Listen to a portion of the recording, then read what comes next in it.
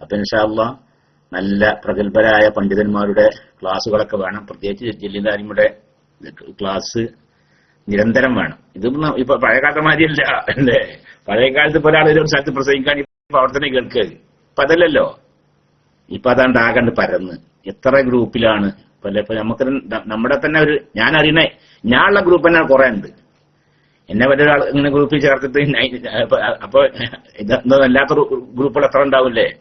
അപ്പൊ ഒരാൾ എന്തെങ്കിലും ഒരു കാര്യം പറഞ്ഞാൽ 10,000 കണക്കിൽ ആളുകളിലേക്ക് ആ സന്ദേശം സെക്കൻഡുകൾക്ക് എത്തുകയാണ്. അപ്പൊ അൽഹംദുലില്ലാഹ് അല്ലാഹു സുബ്ഹാനഹു വ തആല ഈ സംവിധാനവും നമ്മുടെ കഴിവും നമ്മുടെ പ്രവർത്തനങ്ങളൊക്കെ അവന്റെ ദീനിന് സഹായകം ആകുന്ന രീതിയിലാക്കി തരട്ടെ. അല്ലാഹു ഇത് കബൂൽ ചെയ്യട്ടെ. മീസാനിൽ വലിയ ഭാരം നൽകുന്ന അമലായി അല്ലാഹു കബൂൽ ചെയ്യട്ടെ.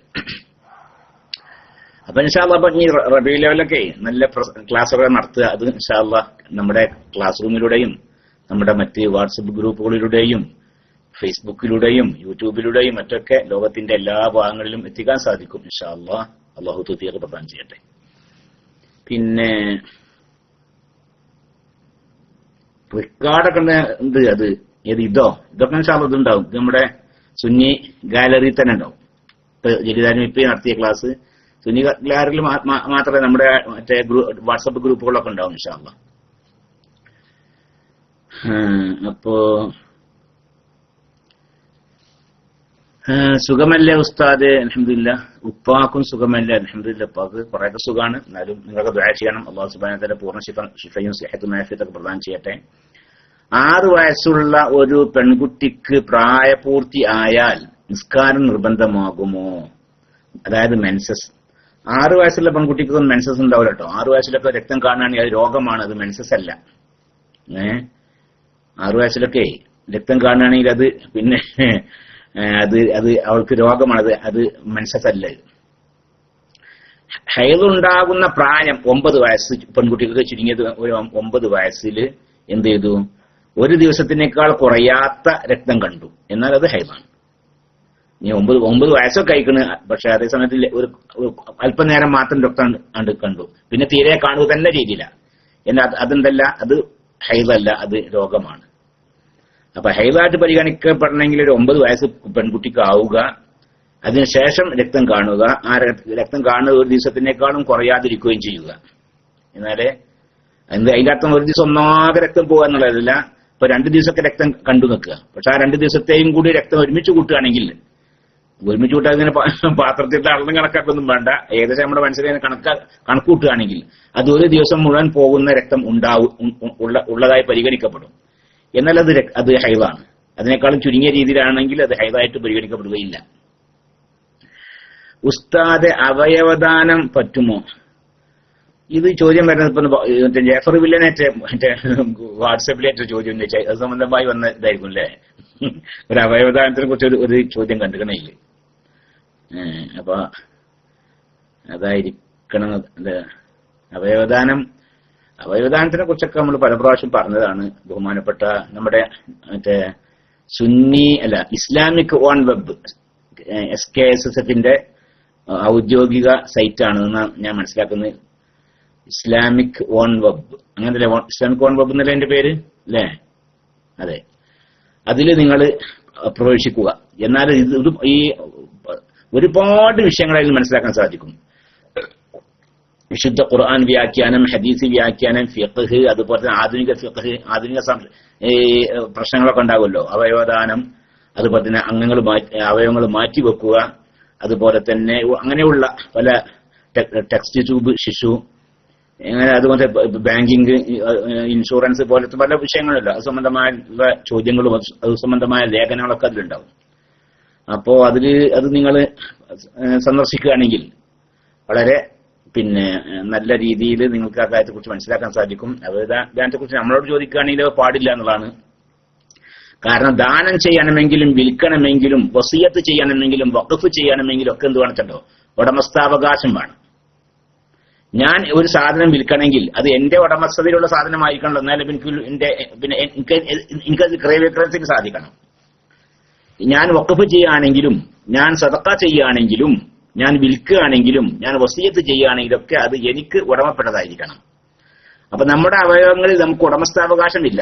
നമുക്ക് അള്ളാഹുത്തിന്റെ അവയവം തന്നിട്ട് അത് നമ്മൾ ഇങ്ങനെ ഉപയോഗിക്കുക എന്നല്ലാതെ അതിൽ ഉടമസ്ഥാവകാശമില്ല. ഉടമസ്ഥാവകാശം ഉണ്ടെങ്കിലേ അത് മുറിച്ച് വിൽക്കാൻ പറ്റുള്ളൂ, അതല്ലെങ്കിൽ അത് വെറുതെ കൊടുക്കാനും പറ്റുള്ളൂ. ഹദിയ ചെയ്യുക അതിനൊക്കെ ഉടമസ്ഥാവകാശം വേണം. അതിൽ വഖഫ് ചെയ്യുക അതിനും വേണം ഉടമസ്ഥാവകാശം വേണം. അതല്ലെങ്കിൽ മരണത്തിന്റെ ശേഷം ഞാൻ മരിച്ചതിന് ശേഷം എന്റെ അവയവം ഇന്ന വിഷയത്തിന് കൊടുക്കണം എന്ന് വസിയത്ത് ചെയ്യാൻ പറ്റുമോ? അത് പറ്റൂല. കാരണം വസിയത്തിന് എന്ത് വേണം? ഉടമസ്ഥാവകാശം വേണം.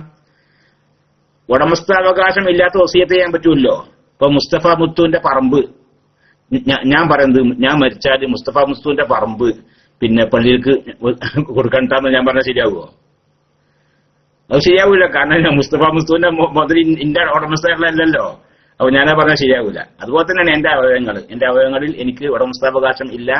അതുകൊണ്ട് അതിൽ വസിയത്ത് ചെയ്യാൻ പറ്റൂല, വഖഫ് ചെയ്യാൻ പറ്റൂല. തൊഹിഫിന്റെ ഇതിലെ പിന്നെ കച്ചവട സംബന്ധമായ വിഷയത്തെ പറയുന്നിടത്ത് കച്ചവടത്തിന്റെ നിബന്ധനകളിലെ പറഞ്ഞിടത്ത് കച്ചവടം ചെയ്യപ്പെടുന്ന സാധനം അത് ഇടപാട് നടത്തുന്നവന് അതിൽ പൂർണ്ണമായ ഉടമസ്ഥാവകാശം വേണം. അർറാബിഉ അൽ മിൽക്കു ഫിൽ മഅഖൂദി അലൈഹി അത്താമൂന. ഇടപാട് നടത്തപ്പെടുന്ന ആ വസ്തുവിൽ ഈ സമ്പൂർണമായ ഉടമസ്ഥാവകാശം വേണം. ആർക്ക്? ലിമൻ യഖഉ ലഹുൽ അഖ്ദു. ആരാണോ ഇടപാട് നടത്തുന്നതെങ്കിൽ ആ ആൾക്കതിൽ സമ്പൂർണമായ ഉടമസ്ഥാവകാശം വേണം. അങ്ങനത്തെ വസ്തുവിനെ വിൽക്കാൻ പറ്റുള്ളൂ. അങ്ങനത്തെ വസ്തു വിറ്റെങ്കിൽ ആ വിൽപ്പന സഹിയാവുള്ളൂ. ഇത് ഖബരി സഹീഹി ലാ ബൈഅ ഇല്ലാ ഫീമാ തംലികൂന. നീ മിൽക്കാക്കുന്നതിലല്ലാതെ കച്ചവടം ഇല്ല. നിന്റെ ഉടമസ്ഥാവകാശം ഉള്ളതിലെ നിനക്ക് വിൽപ്പന നടത്തിയ സഹിയാവുകയുള്ളൂ എന്ന് പറയുന്ന സഹീഹായ ഹദീസ് ഉണ്ട്. വഖഫും അങ്ങനെ തന്നെയാണ്. വഖഫിനെ സംബന്ധിച്ച് പറഞ്ഞിടത്തുണ്ട് അല്ലേ. പിന്നെ ഒരു അടിമ എന്ത് ചെയ്തു? ആ അടിമ പിന്നെ ഒരു അടിമല്ല, ഒരു സ്വതന്ത്രനായ മനുഷ്യൻ, അടിമക്ക് അവകാശമില്ല, ഒരു സ്വതന്ത്രനായ മനുഷ്യൻ പറഞ്ഞു എന്ത്?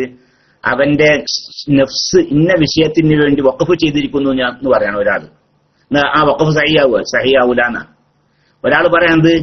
എന്റെ ശരീരത്തെ ഞാൻ ഇന്ന വിഷയത്തിൽ വഖഫ് ചെയ്തിരിക്കുന്നു എന്ന് പറഞ്ഞു ഒരാൾ. എന്നാ വഖഫ് സഹിയാവൂല. എന്താ കാരണം? എന്റെ ശരീരത്തിൽ എനിക്ക് ഉടമസ്ഥാവകാശം ഇല്ല എന്നാണ്. വല വഖഫ ഹുർരിൻ നഫ്സഹു. സ്വതന്ത്രനായ മനുഷ്യൻ അവന്റെ നഫ്സിനെ വഖഫ് ചെയ്താൽ ആ വഖഫും സഹിയാവുകയില്ല. കാരണം എന്താണ്? ലഅന്ന റഖബതഹു ഗൈറു മംലൂകത്തിൻ ലഹു. അവന്റെ നഫ്സ്, അവന്റെ ശരീരം അവന് മിൽക്ക് ഇല്ലാത്തതാണ്, അവന് ഉടമസ്ഥാവകാശം ഇല്ലാത്തതാണ്. അപ്പൊ അതുകൊണ്ട് അവസ്ഥ സഹിയാവില്ല. അപ്പൊ അതാണ് പറഞ്ഞത്. അപ്പോ വഖഫ് ചെയ്യണമെങ്കിലും വിൽപ്പന നടത്തണമെങ്കിലും ഹദിയ നൽകണമെങ്കിലും പിന്നെ വസിയത്ത് ചെയ്യണതിലൊക്കെ ഉടമസ്ഥാവകാശം വേണം. അത് നമ്മുടെ അവയവങ്ങളിൽ അതില്ല. അതുകൊണ്ട് നമ്മുടെ ശരീരത്തെയോ അല്ലെങ്കിൽ നമ്മുടെ ശരീരത്തിലെ അവയവങ്ങളെയോ വിൽക്കാനോ വഖഫ് ചെയ്യാനോ വസിയത്ത് ചെയ്യാനോ ഹദിയ ചെയ്യാനോ ഒന്നും പറ്റുകയില്ല. അസ്സലാമു അലൈക്കും. വലൈക്കും സലാം വറഹ്മത്തുള്ളാഹ്. ഉസ്താദെ, ഇപ്പോൾ ഗൾഫ് നാടുകളിൽ ചില സാമ്പത്തിക പ്രശ്നമുണ്ട് എന്ന് കേൾക്കുന്നു. ഗൾഫ് നാടുകളുടെ ഇസ്സത്തിന് വേണ്ടി ക്ലാസ് റൂമിൽ ദുആ ചെയ്യണേ, ദുആ വസിയത്തോടെ. ഗൾഫ് രാജ്യത്തിൽ അങ്ങനെ സാമ്പത്തിക പ്രതിസന്ധി ഉള്ളതായിട്ട് അറിയുന്നില്ല അല്ലെ. നമ്മുടെ ചില പത്രങ്ങളൊക്കെ ചില ഓരോ നിഗമനങ്ങളൊക്കെ ഓരോന്നിങ്ങനെ എഴുതി വീർപ്പിക്കുക എന്നല്ലാതെ അതങ്ങനെ ഏതായാലും ഈ രാജ്യത്തൊക്കെ ഈ രാജ്യങ്ങൾ ലോകത്തിന് തന്നെ ചെയ്യുന്ന സേവനം ചെറുതല്ല. നമ്മുടെ ഇന്ത്യയിൽ മാത്രമല്ല, ലോകത്തിന്റെ പട്ടിണി മാറ്റിയത് ഗൾഫ് രാഷ്ട്രങ്ങളാണ്. കുറെ കാലമായിട്ട്, പതിറ്റാണ്ടുകളായി ലോകത്തിന്റെ തന്നെ പട്ടിണി മാറ്റിയത് ഗൾഫ് രാഷ്ട്രങ്ങളാണ്. അല്ലാഹു സുബ്ഹാനഹു വ തആല ഈ രാജ്യങ്ങളിൽ സുരക്ഷിതത്വവും ഇസ്സത്തും ഒക്കെ അള്ളാഹു പ്രദാനം ചെയ്യട്ടെ. നല്ല പുരോഗതിയും ഇതിന്റെ ഭരണകർത്താക്കൾക്ക് അള്ളാഹു നല്ല കാര്യങ്ങൾ ചെയ്യാനുള്ള തൗഫീഖും സിഹത്തും ആഫിയത്തും ഒക്കെ അള്ളാഹു തആല പ്രദാനം ചെയ്യട്ടെ. ആമീൻ. സല്ലല്ലാഹു അലൈഹി വസല്ലം മുഹമ്മദ്. അസ്സലാമു അലൈക്കും. വലൈക്കും സലാം വറഹ്മത്തുള്ളാഹി. ഉസ്താദേ, എന്റെ പെങ്ങൾ വഫിയക്ക് പഠിക്കുന്നു. ഇപ്പോൾ എക്സാം നടക്കുകയാണ്. പൂർണ്ണ വിജയത്തിന് ദുആ ചെയ്യാൻ വസിയത്ത് ചെയ്യുന്നു. അല്ലാഹു സുബ്ഹാനഹു വ തആല ആ കുട്ടിക്ക് നല്ല വിജയം പ്രദാനം ചെയ്യട്ടെ. നല്ല തന്റേടവും നല്ല ബുദ്ധിശക്തിയും ഒക്കെ അല്ലാഹു പ്രദാനം ചെയ്യട്ടെ. നല്ല മാർക്കോട് കൂടി നല്ല ഇസ്സത്തുള്ള വിജയം അല്ലാഹു പ്രദാനം ചെയ്യട്ടെ. ആമീൻ. സല്ലല്ലാഹു അലൈഹി വസല്ലം മുഹമ്മദ്. അസ്സലാമു അലൈക്കും. വലൈക്കും സ്സലാം വറഹ്മത്തുള്ളാഹി. ഉസ്താദെ, ഉപ്പ ജീവിച്ചിരിക്കുമ്പോൾ മുതൽ ഓഹരി വെക്കുമ്പോൾ പെണ്ണിനും ആണിനും തുല്യമായി ഓഹരി ആയിരിക്കുമോ? ഉപ്പ ജീവിച്ചിരിക്കുമ്പോൾ ഉപ്പാന്റെ സ്വത്ത് ഉപ്പാന്റെ മക്കൾക്ക് ഉപ്പ വിരിച്ചു കൊടുക്കാൻ നിൽക്കുക. എന്നാൽ അവിടെ ഉപ്പാന്റെ ഇഷ്ടം പോലെ ചെയ്യാം. അവിടെ അത് ഉപ്പാന്റെ ഇഷ്ടം പോലെ ചെയ്യാന്ന്. ഒരു മകൻ എന്ത് ചെയ്ത്, ഒരു മകന് ഒരു 10 ലക്ഷം ഉറുപ്പ് കൊടുത്ത്, വേറൊരു മകൻ 5 ലക്ഷം ഉറുപ്പ് കൊടുത്ത്, ഒരു മകൾക്ക് എന്ത് ചെയ്ത് 2 ലക്ഷം ഉറുപ്പ് അങ്ങനെ കൊടുത്ത്, എന്നാലും പറ്റും. കാരണം അതേ സമയത്ത് ഉപ്പ മരിച്ചതിന് ശേഷം ഓഹരി ചെയ്യാണ്. ഉപ്പ മരിച്ചതിന് ശേഷം ഓഹരി ചെയ്യുകയാണെങ്കിൽ നമ്മുടെ അനന്തര മസാലയിൽ പറഞ്ഞ ആ രീതിയിൽ ആണിന്റെ പകുതി പെണ്ണിന് ആ രീതിയിൽ തന്നെ ഓഹരി ചെയ്യാൻ പറ്റുള്ളൂ. ഉപ്പാന്റെ ഹയാത്ത് കാലത്ത് തന്നെ ഉപ്പ ഓരോരുത്തർക്ക് ഓരിച്ചു കൊടുക്കുകയാണെങ്കിൽ ഉപ്പാന്റെ ഇഷ്ടം പോലെ ചെയ്യാം. പക്ഷെ കറാഹത്താണ് അവിടെ. എന്ത്? സ്ത്രീ പുരുഷന്മാരുടെ ഇടയിൽ വിവേചനം കാണിക്കൽ കറാഹത്താണെന്ന്. ഹയാത്ത് കാലത്ത് സ്വത്ത് നൽകുമ്പോൾ ആൺകുട്ടികളുടെയും പെൺകുട്ടികളുടെയും ഇടയിൽ വിവേചനം കാണിക്കൽ കറാഹത്താണ് എന്ന്. അപ്പൊ ആൺകുട്ടിക്ക് എത്ര കൊടുക്കണമെങ്കിൽ അതേമാതിരി തന്നെ പെൺകുട്ടിക്കും കൊടുക്കുക. ഹയാത്ത് കാലത്താവുമ്പോൾ അതാണ് നല്ലത്. അല്ലാതെ ചെയ്യാൻ പറ്റില്ല എന്നല്ല, അങ്ങനെ ചെയ്യലാണ് ഏറ്റവും നല്ലത്. പിന്നെ അസ്സലാമു അലൈക്കും. വലൈക്കും സ്സലാം വറഹ്മത്തുള്ളാഹി. ഉസ്താദെ, അപ്പോൾ രക്തം ദാനമോ ചെയ്യലോ? രക്തദാനത്തിനെ കുറിച്ചേ അങ്ങനെയുള്ളത് അത് നിങ്ങൾ ആ സൈറ്റിൽ പരിശോധിച്ചാൽ മതി അല്ലേ? SKSFന്റെ സൈറ്റ് പറഞ്ഞത് ഇസ്ലാം ഓൺ വെബ്, അതിൽ അത് വളരെ വ്യക്തമായിട്ട് പറഞ്ഞിട്ടുണ്ട് രക്തദാനത്തിനെ കുറിച്ചൊക്കെ. അത് പിന്നെ ഒരാളുടെ ഇങ്ങനെ അതിന്റെ മസല എങ്ങനെയാണ്? ഒരാളുടെ ശരീരത്തിൽ നിന്ന് രക്തം എടുക്കൽ അതുകൊണ്ട് അവന് ബുദ്ധിമുട്ടില്ല നിൽക്കുക. അവന്റെ ആരോഗ്യത്തിന് അതുകൊണ്ട് പ്രശ്നം ഉണ്ടാവൂല. എന്നാൽ അത് വെറുതെ എടുത്ത് കളയണം. ഒരാളെ ആ ചോര എടുക്കുന്നതോടെ അയാൾക്ക് ആരോഗ്യത്തിന് പ്രശ്നം വരില്ല നമുക്ക്. എന്നാൽ വെറുതെ തന്നെ എന്ത് ചെയ്യാം, കുറച്ച് രക്തം എടുത്തിട്ട് അത് കളയാം. അതുകൊണ്ട് വിരോധമില്ല. അപ്പൊ രക്തം വെറുതെ കളയൽ അനുവദനീയമാണ്. അതുകൊണ്ട് ആരോഗ്യ പ്രശ്നം ഉണ്ടാവുകയില്ല എങ്കിൽ. അങ്ങനെ വെറുതെ കളയുന്ന ആ രക്തം ഉണ്ടല്ലോ, ആ രക്തം ഒരാൾ എന്ത് ചെയ്യാണ്, വേറെ ആൾ അതുകൊണ്ട് ഉപകരിക്കാൻ നിൽക്കുന്നത്, അത് അനുവദനീയമാണ്. അതങ്ങനെയാണല്ലോ. അതങ്ങനല്ലേ? ഒരാൾ മൂത്രം ഒഴിച്ചു അല്ലേ? മൂത്രം വിൽക്കാൻ പാടുണ്ടോ? ഇല്ല. ആ മൂത്രം പിന്നെ വേറെ ഉള്ള പണിക്കൊക്കെ പറ്റുമോ? അതൊന്നും ചെയ്യാൻ പറ്റൂല. ഹദിയ അങ്ങനൊന്നും വസിയത്ത് അങ്ങനൊന്നും പറ്റൂല്ലോ. ഇല്ല. പക്ഷെ എന്ത് ചെയ്തു, അയാൾ മൂത്രം ഒഴിച്ചു. ആ മൂത്രം ഒഴിച്ച മൂത്രം ഒരാൾക്ക് എന്ത് ചെയ്ത്, നമ്മളാ മൂത്രം ഒഴിച്ചതൊക്കെ പാടെ ഒരാൾ കോരിട്ട് എന്ത് ചെയ്ത്, അയാളെ അയാൾ പൂളക്കെ നട്ടിട്ടുണ്ട്, പൂള കൃഷി നടത്തിയിട്ടുണ്ട്. ആ പൂള കൃഷിയിൽ കൊണ്ട് ഒഴിക്കാൻ നിൽക്കുന്നാലോ പറ്റൂലേ?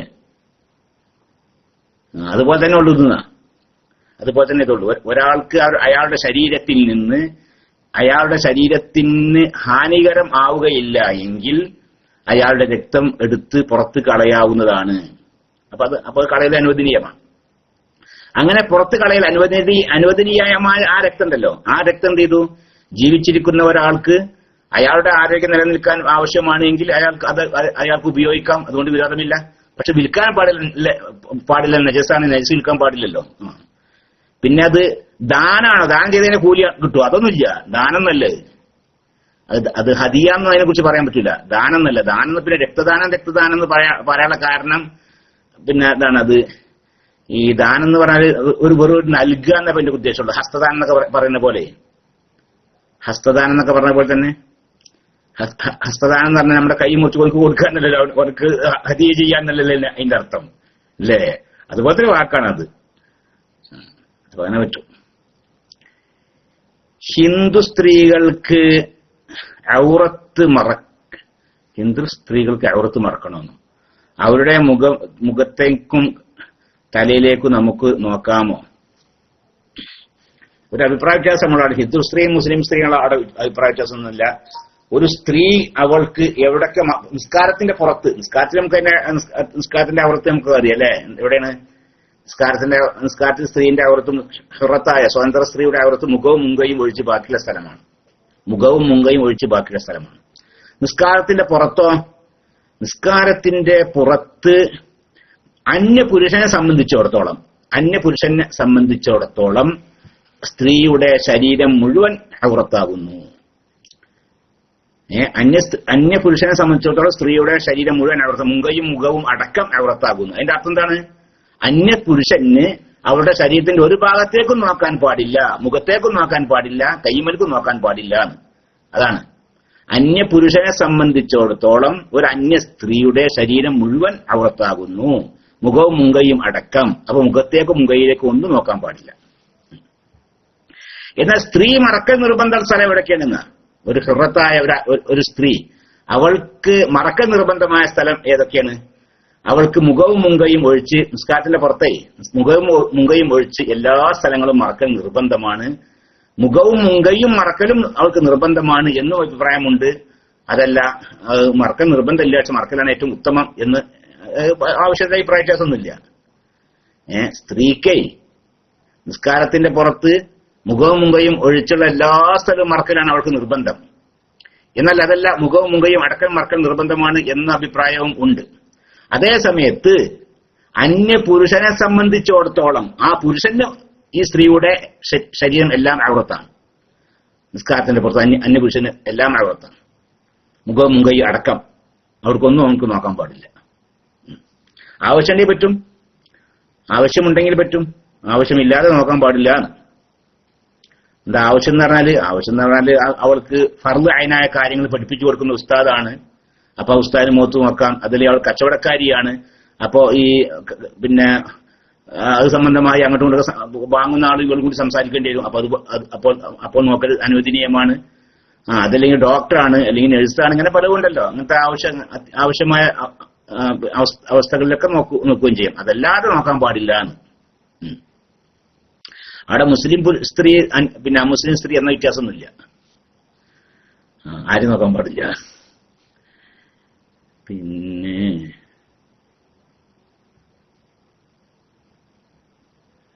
അസ്സലാമു അലൈക്കും. വലൈക്കും അസ്സലാം വറഹ്മത്തുള്ളാഹി. അസ്സലാമു അലൈക്കും. ജംഉം ഖസ്റും, അതായത് മഗ്രിബ് ഇശയുടെ കൂടെ നിസ്കരിക്കുകയും ഇശ 2 റക്അത്തായി ചുരുക്കി നിസ്കരിക്കുകയും ചെയ്താൽ ഇശ ഖളാ ആവുന്നതിന് മുമ്പ് തിരിച്ചെത്തിയാൽ ശരിയാകും. മഗ്രിബും ഇശായും കൂടി ഒരാൾ ജമാക്കി നിസ്കരിച്ചു, മഗ്രിബിന്റെ വഖത്തിൽ ജമാക്കി നിസ്കരിച്ചു. അങ്ങനെ അയാളുടെ സ്ഥലത്തേക്ക് തിരിച്ചെത്തിയപ്പോ ഇശ ഖളാ ആവുന്നതിന്റെ മുമ്പ് തിരിച്ചെത്തി. എന്നാൽ ഇശ പിന്നെ നിസ്കരിക്കണം വേണ്ട എന്ന് മാത്രമല്ല, ഇനി ഇശാന്റെ വഖത്താണ് മുമ്പേ എത്തി നിൽക്കുക. മഗ്രിബും ഇശായും കൂടിയും മഗ്രിബിന്റെ സമയത്ത് നിസ്കരിച്ച് അവന്റെ വീട്ടിൽ തിരിച്ചെത്തിയപ്പോഴേക്കും ഇശാന്റെ സമയം പോലും ആയിട്ടില്ല. അവൻ വീട്ടിലെത്തിയതിനു ശേഷം ഇശ ഇങ്ങനെ വാങ്ങിക്കൊടുക്കുന്നത്. നീ അവൻക്ക് ഇശ നിസ്കരിക്കണം വേണ്ട. കാരണം എന്താ, ജംആക്കൽ അനുവദിക്കപ്പെട്ട സമയത്ത് അവൻ ജമാക്കി നിസ്കരിച്ചിട്ടുണ്ട്. ഇനി പിന്നെ മടക്കി നിസ്കരിക്കേണ്ടതില്ല. അപ്പോ ഇനി ഇൻഷാ അല്ലാഹ് സ്ത്രീ പൊതു പ്രവർത്തനങ്ങളിൽ പ്രവർത്തനത്തിറങ്ങാൻ പറ്റും. എന്തിനാ പറഞ്ഞു ഇപ്പം തന്നെ കുറച്ച് വെറുതെ അല്ലേ, വെറുതെ ഒരു വിഷയം ഇങ്ങനെ ചോദിക്കാൻ നിൽക്കണം. അതൊക്കെ ഇപ്പൊ ഇവിടെ കേരളത്തിൽ എത്ര ചർച്ച ചെയ്തതാണല്ലേ. ചർച്ച സ്ത്രീക്ക് പൊതുരംഗത്ത് ഇറങ്ങുകയൊക്കെ ചെയ്യും. അതുകൊണ്ട് ഇതൊന്നുമില്ല. സ്ത്രീക്ക് പൊതുരംഗത്ത് എന്താ മുഖ്യധാരയിൽ അല്ലേ, ബഹുമാനപ്പെട്ട ഹൈദുൽ ഷാദ് അങ്ങനെ പറഞ്ഞല്ലോ, വലിയ പ്രശ്നം അല്ലേ. എന്താ പറഞ്ഞത്, മുഖ്യധാരയിൽ എന്താ വാക്ക്, മുസ്ലിം സ്ത്രീകൾ മുഖ്യധാരയിൽ പ്രവർത്തിക്കണമെന്നോ എന്താണോ വാക്ക്, എന്താണാവോ. അപ്പോ അതിന്റെ അർത്ഥം സ്ത്രീകളൊക്കെ പാടങ്ങനെ അങ്ങനെ ഇറങ്ങി നടക്കണം എന്നല്ല, മുന്നേറണം ആയിക്കോട്ടെ. എന്തായതിനെ ചില ആളുകൾ ചോദ്യം, ആദ്യം തങ്ങളുടെ കുടുംബത്തിലെ സ്ത്രീകളെ ഇറക്കിക്കൊണ്ട് മാതൃക കാണിക്കണ്ടേന്ന്. മുഖ്യധാരയിൽ പിന്നെ മുന്നേറണം അതിന്റെ ഉദ്ദേശം എല്ലാവരും പൊതുരംഗത്ത് പിന്നെ കൊടിയും പിടിച്ചിട്ട് അങ്ങാടി കൂടെ പ്രകടനം നടത്തണമെന്നല്ല അതിന്റെ ഉദ്ദേശം. ഒരു സ്ത്രീ അല്ലെ, ഒരു സ്ത്രീക്ക് ചെയ്യാൻ സാധിക്കുന്ന സേവനങ്ങളൊക്കെ അവൾ ചെയ്യണം. അപ്പൊ അവിടെയൊക്കെ ഇസ്ലാമിക ആയിട്ട് ആ മര്യാദ പാലിക്കുകയും വേണം. ബഹുമാനപ്പെട്ട ശിഹാബ് ഹൈദർ ശിഹാബ് തങ്ങളുടെ ഭാര്യയായി ചെയ്യുന്നുണ്ടാവും. അവർക്ക് സാധിക്കുന്ന അവർ ചെയ്യുന്നുണ്ടാവും. പല ആളുകളും വരുന്നു, തങ്ങളുടെ അടുക്കലേക്ക് പല ആളുകളും വരുന്നു. അവരൊക്കെ പിന്നെന്ത് ചെയ്യുന്നു, സ്വീകരിക്കുന്നു, അവരോടൊക്കെ നല്ല വാക്കുകൾ പറയുന്നു, അവർക്ക് ചായ ഉണ്ടാക്കി കൊടുക്കുന്നു, അവരെ സമാധാനിപ്പിക്കുന്നു. അതൊക്കെ മുഖ്യധാര തന്നെയാണ്. ഒക്കെ ഇപ്പൊ നമ്മുടെ പെണ്ണുങ്ങളൊക്കെ ഉണ്ടല്ലോ ഇപ്പൊ മുഖ്യധാരയിലെ മുന്നേറുന്ന നമ്മുടെ പെണ്ണുങ്ങളൊക്കെ. അവർക്ക് സാധിക്കണമെങ്കിൽ മുഖ്യധാരയിലെ മുന്നേറുന്നില്ലേ. നമ്മുടെ വീട്ടിലേക്ക് വരുന്ന ആളുകൾ ഉണ്ടാവും, അതിഥികളൊക്കെ ഉണ്ടാവും. ആ അതിഥികളെ സൽക്കരിക്കുന്നു, അവരോട് നല്ല വർത്താനങ്ങളൊക്കെ പറയുന്നു. പിന്നെ നമ്മുടെ പ്രസിദ്ധീകരണങ്ങളൊക്കെ അവർ വായിക്കുന്നു. ഇതല്ലേ, ആ വായിക്കുന്നത് അവർക്ക് സാധിക്കുന്ന രീതിയിൽ മറ്റുള്ള ആളുകൾക്ക് പറഞ്ഞു കൊടുക്കുന്നു. പിന്നെ വാട്സപ്പ് പോലെയുള്ള മറ്റേ സംവിധാനങ്ങളൊക്കെ ഉപയോഗിച്ചിട്ട് പിന്നെ അവർക്ക് ലഭിക്കുന്ന വഅലുകളും മറ്റൊക്കെ അവർ മറ്റുള്ള ആളുകൾക്കും പിന്നെ എത്തിച്ചു കൊടുക്കുന്നു. ഇതൊക്കെ മുഖ്യധാരയിൽ മുന്നേറൽ തന്നെയാണ്. അപ്പൊ അങ്ങനെ വെറും എന്ത് ചെയ്യാൻ ആയിട്ട് ഇരിക്കരുത്. ഇങ്ങനെയൊക്കെ ചെയ്യാൻ സാധിക്കുന്ന പെണ്ണുങ്ങളെ വെറുതെ പെരയിൽ ഇങ്ങനെ പേർ നോക്കിക്കാണ്ട് ഇരിക്കരുത് എന്ന്. അതാണ് ഹദീസ് ശേഖരങ്ങളെ പറഞ്ഞത്. ഓരോരുത്തർക്ക് മറ്റേ ചെയ്യാൻ സാധിക്കണമൊക്കെ ചെയ്യണമെന്ന്. പൊതുരംഗത്ത് ഇറങ്ങുകയൊക്കെ ചെയ്യാം. സ്ത്രീകൾക്ക് കച്ചവടത്തിനിറങ്ങാം, ഡോക്ടർ ആവാം, നഴ്സാവാം, ടീച്ചറാവാം, അല്ലേ? അങ്ങനത്തെ എല്ലാ പണികളും ചെയ്യാം. പക്ഷെ എന്ത് ചെയ്യുകയാണെങ്കിലും അവൾ മറക്കൽ നിർബന്ധമായ സ്ഥലങ്ങളൊക്കെ അവൾ മറക്കണം. അന്യപുരുഷന്മാരുമായി പിന്നെ ഖൽവത്തിലാവാൻ പാടില്ല. അതുപോലെ തന്നെ അന്യപുരുഷന്മാരുമായി പിന്നെ ഇടകലരാൻ പാടില്ല. ഇടകലരാന്ന് പറയുന്നത് ശരീരങ്ങൾ പരസ്പരം കൂട്ടിമുട്ടുന്ന രീതിയിൽ ഇടകലരാനും പാടില്ല. ഇതൊന്നും ഇല്ലാതെ ഇസ്ലാമികമായ ആ പിന്നെ മര്യാദകളൊക്കെ പാലിച്ചുകൊണ്ട് സ്ത്രീക്ക് ഏത് വിഷയത്തിലേക്കും ഇറങ്ങാവുന്നതാണ്. അസ്സലാമു അലൈക്കും. വലൈക്കും സ്സലാം വറഹ്മത്തുള്ളാഹി. നജസ് വിൽക്കാൻ പറ്റില്ല എന്ന് പറഞ്ഞു. അപ്പോൾ ചാണകം പോലെ വിൽക്കാൻ പറ്റില്ലല്ലോ. ചാണകം വിൽക്കാൻ പാടില്ല എന്നുള്ളത് തന്നെയാണ്. പക്ഷെ ചാണകത്തിനവിടെ നമുക്ക് വേറെ മദ്ഹബ് തഖ്ലീദ് ചെയ്യാം, ഉണ്ടാകുന്ന വിൽക്കാം. കാരണം ഹംബലി മദ്ഹബ് പ്രകാരമാണ് തോന്നുന്നു, അല്ലേ? അതെ, ഹംബലി മദ്ഹബ് പ്രകാരം മഅ്കൂലാത്തിന്റെ കാഷ്ടവും മൂത്രവും നജസല്ല. മഅ്കൂലാത്ത് മാംസം ഭക്ഷിക്കപ്പെടാൻ പറ്റുന്ന ജീവി ഉണ്ടല്ലോ, ആ ജീവിയുടെ കാഷ്ടവും മൂത്രമൊന്നും നജസല്ല. അപ്പൊ ചാണകം ഉണ്ടല്ലോ, പോത്തിന്റെ മൂരിന്റെ ഒക്കെ ചാണകം, അല്ലെ? ആട്ടുംകാട്ടം ഒക്കെ ഉണ്ടല്ലോ, അതൊക്കെ മഅ്കൂലാത്തിന്റെ കാഷ്ട ആണല്ലോ, മാംസം ഭക്ഷിക്കപ്പെടുന്ന ജീവിന്റെയാണ്. അപ്പൊ ആ മദ്ഹബ് അനുസരിച്ച് അത് നജസല്ല. അപ്പൊ നമുക്ക് അത് വിൽക്കണമെങ്കിൽ ആ മദ്ഹബ് തഖ്ലീദ് ചെയ്തുകൊണ്ടാവാം. അതുകൊണ്ട് അപ്പൊ പറ്റും, അങ്ങനെ പറ്റും. പിന്നെ നജസ്സുള്ള വസ്ത്രങ്ങൾ ഓട്ടോമാറ്റിക് മെഷീനിൽ അലക്കുന്നതിന്റെ വിധി. അലക്കാൻ ഓട്ടോമാറ്റിക് ആയാലും വേണ്ടില്ല, ഏത് പിന്നെ ആയാലും വേണ്ടില്ല, നജസ് വൃത്തിയാവണം. അതാണ് അതിന്റെ കണക്ക്. അത് 2 കൊല്ലത്തിനേക്കാളും താഴെയുള്ള വെള്ളത്തിൽ നജസ്സുള്ള വസ്ത്രം ഇട്ടാൽ ആ വെള്ളം മുഴുവൻ നജസാകും. 2 കൊല്ലത്തിനേക്കാളും താഴെയുള്ള വെള്ളമാണ്. അപ്പൊ വാഷിംഗ് മെഷീനൊക്കെ ഉള്ള വെള്ളം 2 കൊല്ലത്തിനേക്കാളും താഴെയുള്ള വെള്ളം ആണ് എങ്കിൽ അതിലേക്ക് എന്ത് ചെയ്തു, നജസ്സുള്ള വസ്ത്രം ഇട്ടു നിൽക്കുക, എന്നാൽ വെള്ളം മുഴുവൻ നജസാകും. പിന്നെ എന്ത് ചെയ്യണം? പിന്നെ അവിടെ പിന്നെ അത് ആദ്യം എന്ത് ചെയ്യുക, വൃത്തിയാക്കുന്ന മാർഗമാണ്. ആദ്യം നജസ്സുള്ള വസ്ത്രത്തിന്റെ നജസ്സൊക്കെ ഒന്ന് പുറത്ത് കാട്ടിട്ട് ഒന്ന് കളയുക. നജസ്സുള്ള ആ ഭാഗങ്ങളൊക്കെ എന്ത് ചെയ്യുക, പുറത്ത് കാട്ടിട്ട് ഒക്കെ ഒന്ന് ശരിക്കും കഴുകി കളയാം. അപ്പൊ എന്ത് ചെയ്ത് പിന്നെ ആ വസ്ത്രം നജസായ വസ്ത്രമല്ല, അല്ലെ? ശുദ്ധിയുള്ള വസ്ത്രമാണ്. പിന്നെ ഇനിയിപ്പോ ഒന്ന് തിരുമ്പി വെളുപ്പിക്കാനുള്ളത് എന്നിട്ട് അതിന് വേണ്ടി എന്ത് ചെയ്യാം, വാഷിംഗ് മെഷീൻ കണ്ടിട്ട് കൊടുക്കും ചെയ്യാം. അങ്ങനെ ചെയ്യാം. അതല്ലെങ്കിൽ മറ്റൊരു മാർഗമുണ്ട്. എന്താ മാർഗം?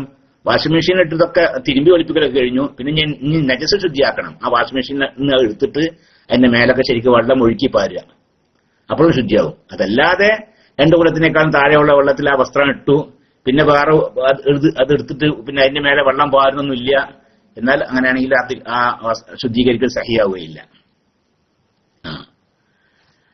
അപ്പോൾ ഹിന്ദുക്കൾക്ക് അവരെ വീടിനുള്ളിൽ ചാണകം തേക്കുന്നത് നമ്മൾക്ക് അനുകൂലിക്കാൻ പറ്റുമോ? ഹിന്ദുക്കൾ എന്നല്ല, നമുക്കും പറ്റുന്നു. ചാണകം ഇപ്പൊ നമ്മുടെ മതമനുസരിച്ച് മൗകുലാത്തിന്റെ കാഷ്ടവും മൂത്രവും നജസല്ല എന്ന അഭിപ്രായം തഖ്ലീദ് ചെയ്തുകൊണ്ട് നമുക്കും എന്ത് ചെയ്യാൻ വേണമെങ്കിൽ, ഹിന്ദുക്കൾക്ക് മാത്രമല്ലോ, ഹിന്ദുക്കൾക്ക് എന്തിനാ തഖ്ലീദ് ചെയ്യണ്?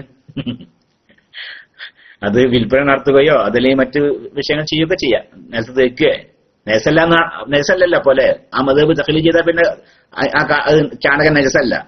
അപ്പൊ താഹിറാണ്. താഹിറായ സാധനമാണ് ഭൂമിയിൽ തേക്കണത്, വേറെ പ്രശ്നമില്ലല്ലോ. പിന്നെ നമ്മൾ മൂല്യന്മാരൊക്കെ പ്രത്യേകം ശ്രദ്ധിക്കണം. നമ്മുടെ അവിടെ ഒരു മൂല്യര്, ഞങ്ങളുടെ നാട്ടിലല്ല കേട്ടാ, ഞങ്ങളുടെ നാട്ടിന്റെ അടുത്തൊരു വലിയ മുസ്ലിയര് വഅദ് പറയും. അവിടെ ക്ലാസ് ഉണ്ടായിരുന്നു. ക്ലാസ് വളരെ സജീവമായിരുന്നു. ധാരാളം ആണുങ്ങളും പെണ്ണുങ്ങളൊക്കെ പങ്കെടുക്കുന്ന വലിയ ക്ലാസ് ആയിരുന്നു. അപ്പൊ ഈ മൂല്യന്മാർക്ക് എതിരുള്ള കുറെ മൂല്യന്മാരുണ്ടാവുമല്ലോ നാട്ടിലെ. ഇയാൾ എങ്ങനെയെങ്കിലും ഒന്ന് ഇരുത്തണമെന്ന് ചിന്തിക്കണ കുറെ കുരുട്ട് ബുദ്ധിയുള്ള മൂല്യന്മാരുണ്ടാവും. അങ്ങനെ ഇയാളോട് ആരോ ചോദിച്ചു, വീട്ടില് മുറ്റത്ത് അന്നൊക്കെ നെൽകൃഷിയൊക്കെ നടത്തുന്ന കാലാണല്ലോ, നെൽകൃഷിയൊക്കെ സജീവമായി നടത്തുന്ന കാലാണ്. അപ്പൊ ഈ പിന്നെ നെല്ല് കൊയ്ത് കൊടുത്തിട്ട് അത് മുറ്റത്തൊക്കെ ഇടുമ്പോ അത് പിന്നെ മുറ്റൊക്കെ അവിടെ അരിമണി ആ നെല്ലിന്റെ മണി ശരിക്കൊന്ന് കിട്ടണമെങ്കിൽ ആ മുറ്റൊക്കെ ഒന്ന് വൃത്തിയാക്കണം. അപ്പൊ അതിനെന്ത് ചെയ്യും, മുറ്റൊക്കെ ശരിക്കും അടിച്ച് വൃത്തിയാക്കി പിന്നീട് ചാണകം ഒന്ന് തേക്കും മുറ്റത്തൊക്കെ. പഴയ കാലത്ത് അങ്ങനെ പരിപാടി ഉണ്ടായിരുന്നു. അപ്പൊ അങ്ങനെ തേക്കാൻ പാടുണ്ടോ ചോദിച്ചാൽ ഒരാൾ മൂല്യരോട്. അപ്പൊ മൂപ്പര് പറഞ്ഞു അതിനേക്കാൾ നല്ലത് മറ്റത് തേക്കലാണ് പറഞ്ഞു. ഏത് മനുഷ്യന്റെ ഉണ്ടല്ലോ, മൂപ്പര പച്ചയില് പറഞ്ഞ മനുഷ്യന്മാരത് അതിനേക്കാൾ നല്ലത് മറ്റത് ഇത് തേക്കലാണ് പറഞ്ഞു. ഇവർക്ക് ഒരു പുറത്തം കിട്ടിയല്ലേ, ഫിത്തർ ഉണ്ടാക്കാൻ പറ്റുന്ന മൂല്യന്മാർക്ക് ഒരു പുറത്തം കിട്ടിയല്ലേ. അവരാണ് തുടങ്ങിയില്ല. എന്താ മൂല്യം അങ്ങനെ പറയാനുള്ള കാരണം, മനുഷ്യന്റെ കാശ നജസാണെന്നുള്ള വിഷയത്തിൽ ആകെ അഭിപ്രായ വ്യത്യാസമില്ലല്ലോ. അതേസമയത്ത് ഹംബലി മദ്ഹബില് മൗഖൂലാത്തിന്റെ കാശ നജസല്ലല്ലോ. പിന്നെ മൂല്യം ഇതിനേക്കാൾ നല്ലത് മറ്റൊന്ന് പറയാനുള്ള കാരണം എന്താണെന്ന് പറഞ്ഞിട്ട് ആകെ പ്രശ്നമാക്കി. അപ്പൊ മൂല്യന്മാർ സംസാരിക്കുമ്പോൾ അതിനെ വളരെ ശ്രദ്ധിക്കണം എന്നറിയാം, അതല്ലെങ്കിൽ പിടികൂടാൻ ആളുകൾ ഉണ്ടാവുന്നു. അപ്പൊ ഏതായാലും ഇതുവരെ ഇത്രയും ചോദ്യങ്ങളുള്ളൂ. അള്ളാഹു സുബ്ഹാനഹു വ തആല ഇതുവരേക്കും പറഞ്ഞതും ചോദിച്ചതും കേട്ടതൊക്കെ അള്ളാഹു കബൂൽ ചെയ്യട്ടെ. ഇന്ന് ബഹുമാനപ്പെട്ട അത്തിപ്പറ്റ ഉസ്താദ് റാസറീമയിലുണ്ടായിരുന്നു. ഇവിടെ മജ്ലിസുന്നൂറൊക്കെ ഉണ്ടായി, ഇതൊക്കെ പങ്കെടുത്തതാണ് ഞാൻ വരുന്നത്. ദിക്റും മജ്ലിസുന്നൂറൊക്കെ ഉണ്ടായി, അതിലൊക്കെ വളരെ അൽഹംദുലില്ലാഹ് അത്തിപ്പറ്റ ഉസ്താദിന്റെ ദുആയൊക്കെ ഉണ്ടായി. നാളെയും അദ്ദേഹം റാസറീമത്തെ 2 ബുഖാരിയിൽ നടക്കുന്ന നാളത്തെ സ്വലാത്തിലൊക്കെ അദ്ദേഹം പങ്കെടുക്കുന്നുണ്ട് ഇൻഷാ അള്ളാഹ്. അള്ളാഹു താല അദ്ദേഹത്തിന് ആഫിയത്തും സിഹത്തും ഒക്കെ പ്രദാനം ചെയ്യട്ടെ. അള്ളാഹുന്റെ ത്വാഅത്തിലായിക്കൊണ്ട് ദീർഘായുസ്സ് പ്രദാനം ചെയ്യട്ടെ. അള്ളാഹുന്റെ ത്വാഅത്തിലായി ജീവിക്കാനുള്ള തൗഫീഖ് നമുക്ക് എല്ലാവർക്കും പ്രദാനം ചെയ്യട്ടെ. നമ്മുടെ മക്കളെയൊക്കെ അള്ളാഹു സ്വാലിഹീങ്ങളാകട്ടെ, മുത്തഖീങ്ങളാകട്ടെ, ദീനിനും കുടുംബത്തിനും ഉപകരിക്കുന്നവരാകട്ടെ. നമ്മുടെ മാതാപിതാക്കൾ, നമ്മോട് ബന്ധപ്പെട്ട ആളുകൾ, അവരിൽപ്പെട്ട രോഗികൾക്ക് അള്ളാഹു പൂർണ്ണ ശിഫ പ്രദാനം ചെയ്യട്ടെ. സിഹത്തും ആഫിയത്തും, സിഹത്തോടു കൂടിയുള്ള ആഫിയത്തോടു കൂടിയുള്ള ദീർഘായുസ്സും പ്രദാനം ചെയ്യട്ടെ. നമ്മെ എല്ലാവരെയും നമ്മോട് ബന്ധപ്പെട്ടവരെയും മരിപ്പിക്കുന്ന സമയത്ത് അള്ളാഹു തആല പൂർണ്ണ ഈമാനോടുകൂടി ലാ ഇലാഹ ഇല്ലല്ലാഹ് എന്ന കലിമ ഉച്ചരിപ്പിച്ച് മരിപ്പിക്കട്ടെ. മരിക്കുന്ന സമയത്തും സ്വർഗ്ഗം കണ്ട് സന്തോഷിക്കാനുള്ള തൗഫീഖ് നമുക്ക് അള്ളാഹു പ്രദാനം ചെയ്യട്ടെ. റബ്ബനാ ആതിനാ ഫിദ്ദുനിയാ ഹസനതൻ വഫിൽ ആഖിറതി ഹസനതൻ വഖിനാ അദാബന്നാർ. വസല്ലല്ലാഹു അലാ സയ്യിദിനാ മുഹമ്മദിൻ വഅലിഹി വസഹ്ബിഹി അജ്മഈൻ. വൽഹംദുലില്ലാഹി റബ്ബിൽ ആലമീൻ. അസ്സലാമു അലൈക്കും വറഹ്മത്തുള്ളാഹി തആല വബറകാതുഹു.